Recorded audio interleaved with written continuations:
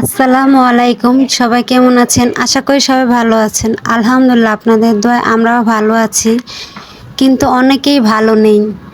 বাংলাদেশে যে পরিস্থিতি, মন ভালো নেই, তাই ব্লগও ছাড়ছি না, কিছুই করছি না। আবার নেটওয়ার্কের সমস্যা ছিল। টানা 10 দিন আমাদের এখানে নেটওয়ার্ক ছিল না। এখনও ভালোভাবে নেটওয়ার্ক পাওয়া যায় না। কিছু কিছু সময় নেটওয়ার্ক থাকে, আবার চলে যায়। আল্লাহ সবাই সকল ভাই বোনকে হেফাজতে রাখুক। বাংলাদেশের ভাই বোনরা যে কোঠা আন্দোলন করছে তাদেরকে সবাইকে সুরক্ষিত রাখুক। আর যারা কোঠা আন্দোলনে শহীদ হয়েছে তাদের আল্লাহ জান্নাতুল ফেরদৌস দান করুক। আমাদের জন্য তারা কত কষ্ট করছে।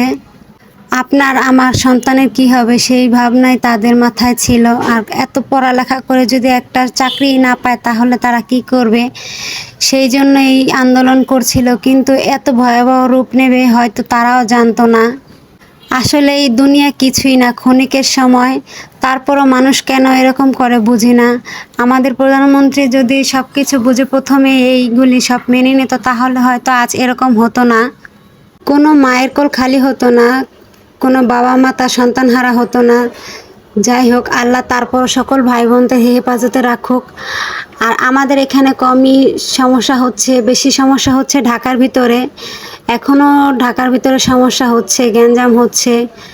সবাই আতঙ্কেই আছে বলতে গেলে। সবাই বুকে ভয় নিয়ে এই কর্মস্থলে যায়। তো সবাই দোয়া করবেন সব কিছু যেন স্বাভাবিক আগের মতো হয়ে যায়। আর কোনো মায়ের কোল যেন খালি না হয়। এই পরিবেশে স্বাভাবিক থাকাটা অনেক কষ্টকর। একটা মা তার সন্তানকে কত কষ্ট করে মানুষ করে শুধু তারাই জানে। আর তখন এই সন্তান যদি এইভাবে জীবন ত্যাগ করে তাহলে ওই বাবা মার উপর দিয়ে কী যায় শুধু একমাত্র আল্লাহ তাআলা জানে, তাছাড়া কেউ বলতে পারে না। ওই বাবা মাকে আল্লাহ ধৈর্য ধারণ করার ক্ষমতা দেখ। যাদের সন্তান হারিয়েছে আল্লাহ তাদেরকে ধৈর্য ধারণ করার ক্ষমতা দেখ। আরও অনেক ভাই বোনেরা আহত হয়েছে, তাদেরকে আল্লাহ দ্রুত সুস্থ করে দেখ। তাদের বাবা মায়ের কোলে তাদেরকে সুস্থভাবে পৌঁছে দেখ। আজকে কথা বলতে বলতে অনেক কাজ করে ফেলেছি। আজকের রান্নাটা আর আপনাদের সাথে শেয়ার করলাম না। আজকে রান্না করেছিলাম ভেন্ডি ভাজি, ডাল রান্না হয়ে গেছে। আজকে ঝুরা মাংস দিয়ে পুঁইশাক দিয়ে রান্না করেছি। এইভাবে রান্না করলে খেতে ভালো লাগে। কারা কারা খেয়েছেন কমেন্ট বক্সে জানাবেন।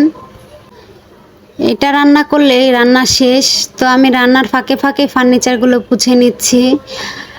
এটা এখনো হয়নি, আর কিছুক্ষণ ঝোলটা টানিয়ে তারপর চুলা অফ করে দেব, যেহেতু মাখা মাখা রাখবো। হয়ে গেছে প্রায়। আর 2-1 মিনিট রেখে তারপর চুলা অফ করে দেব। এই তো রান্না হয়ে গেছে, চুলাটা এখন অফ করে দেব। তারপর এক ঘরের ফার্নিচার পুছেছি, আরেক ঘরের ফার্নিচার পুছবো। সব কিছু গুছিয়ে নিয়েছি।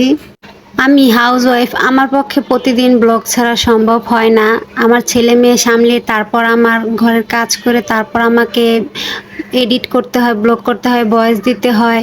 আমার একটু সময় লাগে, তাই তো একটু দেরিতেই ব্লগ ছাড়া হয়।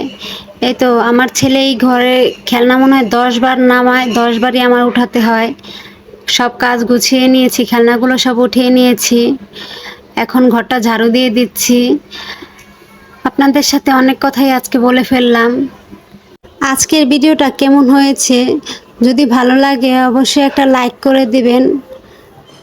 আর আপনাদের সাথে কথা বলতে বলতে সব কাজ শেষ করে ফেললাম। এই তো আমার ঘর গোছানো শেষ। ঘর এখন গুছিয়ে নিলে কি হবে, আধা ঘন্টা পর দেখবো খেলনাগুলো সব আমার ছেলে নামিয়ে ফেলেছে। আবার সেগুলো গুছাতে হবে। আল্লাহ তাআলা সকল ভাই বোনদেরকে তার হেফাজতে রাখুক, সুস্থ রাখুক।